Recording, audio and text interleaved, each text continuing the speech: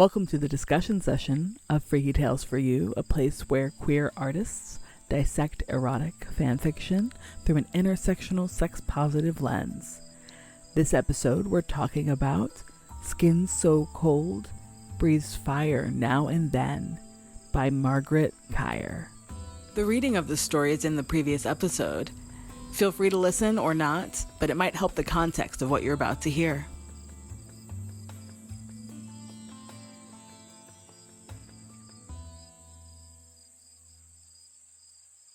Well, I hope you enjoyed the story. I'm here now joined by... Hi, I'm Alistair. Tell us more. I do all sorts of things. Artwork-wise, I'm doing a lot of wrap stones and kind of prints recently. Prints, like painted prints? Yeah. Cool. Like, watercolor stuff? Watercolor, pen. That's about it right now. Yeah, cute. We've shared many a vending table, selling our wares around the West Coast together. And now, like many of my friends, you're forced to deal with more fan fiction in your life because of me. Do you like the movie Inception? Is this a movie you were a fan of? Because there was like a lot of fervor around that movie leading up to it and when it came out. Yeah, I saw it for the first time probably like a year after it came out. Mm-hmm. And I liked it okay. You know, I wasn't like super into it. And I didn't watch it again for probably like 3 or 4 years. And I liked it more the second time I watched it. And I think that's just because I was paying more attention. I could actually see why the story built the way it did. Yeah. I understand people that don't like the movie. It is overly complex, but that's my shit. Also, I was a huge fan. I'm someone who saw the movie multiple times in theaters. I'm also just that kind of nerd. If a movie really satisfies me or makes me feel curious, even if it's in a bad way, and if it's bad, not necessarily while it's in theaters, but I'll just like go see a movie over and over or watch it over and over, just like trying to comprehend like what's happening. So this movie, Inception, definitely did that for me. And then the added plus is how cute the whole cast is. Especially Tom Hardy and Joseph Gordon-Levitt, who for me are people that I like follow through their careers and like, oh, they're doing another thing, even if it looks like shit, I'm gonna watch it probably. Do you have any interest in either of those actors? I am trying to recall exactly who those people are. Fair. I have a really hard time matching names to faces sometimes. That's chill. Tom Hardy is best known for being Bane in those Christopher Nolan Batman movies. He's the hot dude with the great like face cage on in Mad Max. Oh my god, they're doing a second Mad Max. I'm very excited. I went to see the like new Venom movie solely because of Tom Hardy, and I heard how gay he is in it with Venom, which, by the way, pretty gay, pretty cute, pretty gay, really bad CGI. That's my Venom review. Tom Hardy was also in, oh my god, the MTV Wuthering Heights. He was Heathcliff. I think that's when I first fell in love with him. I was that kind of moody teen. I loved Wuthering Heights and like weird English romance novels like that. He's also Handsome Bob in Rock and Rolla, which is a Guy Ritchie film. I could keep going. Do any of these ring a bell for you, Fran? Yeah. Which ones? Well, now I've lost track.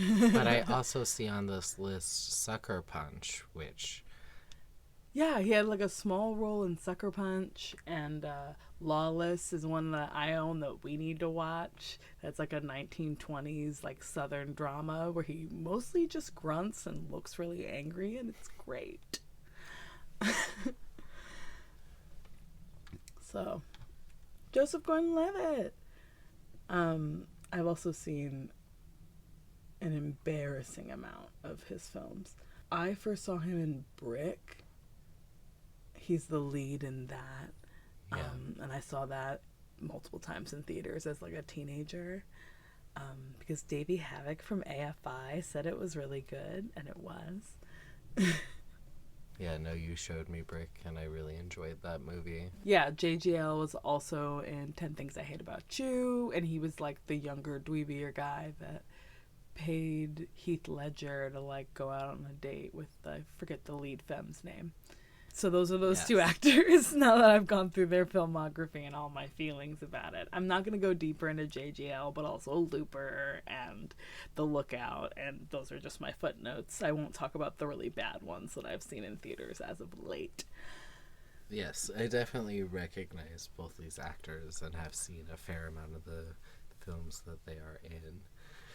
Yeah, I just want to give a like shout out to The Dark Knight, where Bane is played by fucking Tom Hardy, and this one cop character who's like a B character is played by JGL, because that slash pairing is like another one I love, solely because I love these actors being slashed together. Their like body type difference really does it for me.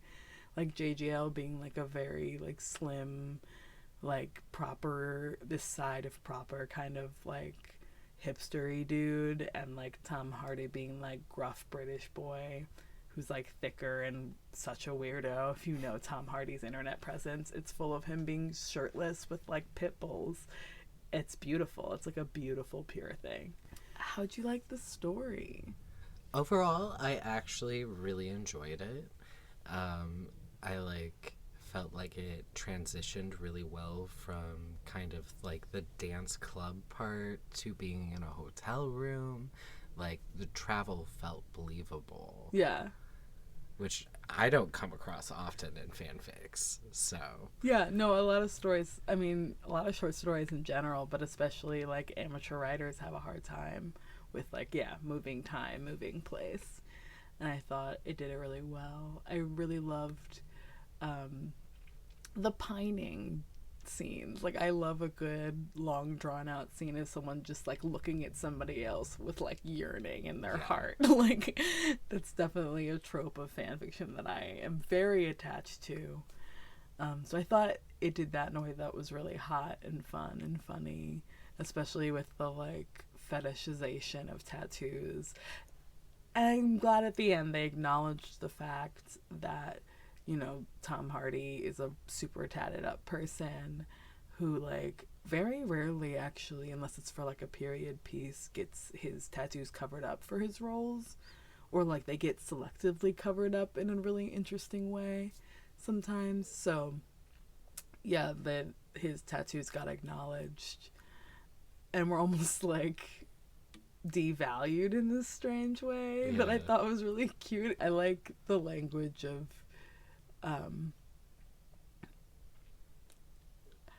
like dragons and maidens and all of that as like a metaphor for desire and like wanting to be kept. Language is like very cute and sexy to me. yeah, I also just like really appreciated the like reverence that was almost held for how like stark and beautiful this like one just big piece was, in contrast to like smaller, I don't know, not as elaborate pieces. Yeah, I mean, I definitely think I almost feel that way. I mean, we're both pretty tatted up people, you more so than me. Yes, I see your smug smile. But yeah, I definitely feel that way when I see someone who has like a really big, beautiful piece that covers like a whole arm or like a whole leg, and it's like one piece. There's definitely part of me that's like very, very attractive. I think its cohesion is like, you know, the piece feels finished in a way, whereas I think how we're tattooed with the smaller pieces, it's like we're building still. Yeah. I had slightly mixed feelings, but I ended up on the like positive side about the kind of lack of explicit words around like genitals and sex. The sex scene kind of starts off in this story with like Arthur took Eames first.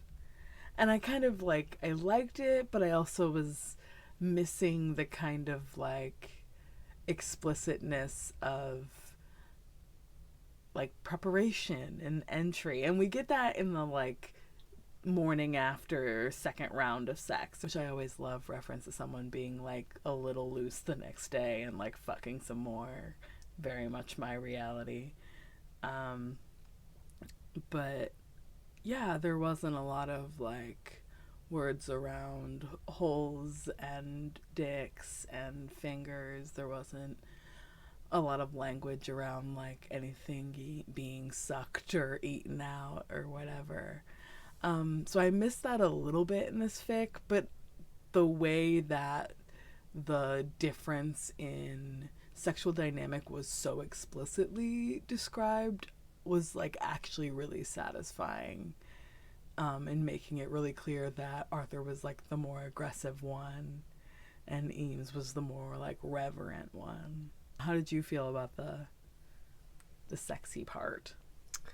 I actually really I appreciated kind of the attention to like position and talking about like how their bodies were touching was like I don't know, like I had a really great image of how Eames's chest and head were kind of pressed up close to their knees against the bed. Like I painted a very vivid image in my head. And it kind of fit in with like the voyeurism at the beginning of the story of how Eames was kind of just like wanting Arthur. And in the second round of sex, they had already built up some more intimacy. I liked it. I do have to agree. I think that the description of the way their bodies entwined being one of the favorite words of this story, Yes. which I'm not mad at for a word to be like one of the words that gets repeated a lot, because you know everyone does that when you're trying to like go for a mood in a story.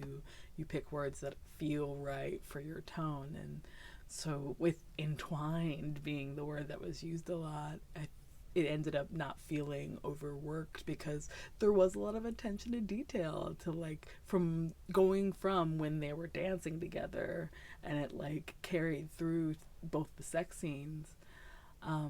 Yeah, of being really aware of where each of the characters' bodies were and how they were moving.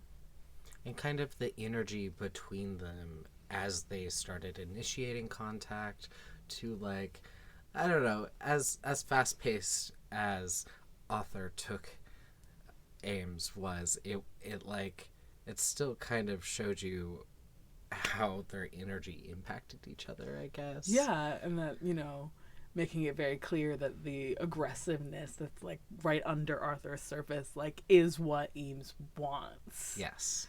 And like that was hot and great. I thought the ending was cute in the way that it just kind of like wrapped up, having there be like a lengthy morning after scene and then like ending at the end of this like second round of sex, or like before kind of the having to go back to reality. How did you like the ending? I liked it. I liked the kind of story dialogue they had around like dragons and knights and stuff, and that kind of building into that like question underlying of like, is this intimacy gonna continue? Can I be yours? And I don't know, it was very beautifully acknowledged in that moment and like kind of open-ended. It felt like that story could continue, but it didn't necessarily have to. Yeah, it felt really true to both of the characters in the sense that Eames in the Inception world is very used to putting his safety in Arthur's hands, and so there was like an acknowledgement of this trust that was already there, and that this intimacy was just kind of like upping that. I don't know. I really like the line of like, I know you're gonna do this, and I'll follow you wherever. And that Arthur kind of like half dodges, half acknowledges that like this intimacy is already kind of between them. Yeah. Yeah. It's very cute. Yeah, I think it felt really real and really nice. Is there anything else you want to say about this fic or like this pairing? I don't know much about this pairing necessarily. Would you read more of this pairing? I would. I did. I liked the body difference descriptions. It was very hot. Fair. Okay, well then you just roped yourself into doing at least another Eames Arthur episode, because this is one of my staple pairings. Not necessarily one of my top 5, but I've been reading them since the movie came out pretty voraciously and like read a lot of it. So a regular go-to. Yeah, for sure, a regular go-to. I mean, anything with a dash of like size kink in it definitely does it for me, and they're a pairing that just like that's innately part of it, and that's like why I like it. And there's usually like a power dynamic, power play thing in there too, in part because of their work is this like weird sci-fi illegal world. Yeah. So it's like these are both criminally aligned people within their world already, and they're both people that like live on the underground. And so a lot of their fics are building up like why they are these people and like how they got into this world. So there's like a lot of really interesting backstory that different writers have like made up around each person that I find like even more interesting than like the bit we see of them in the movie.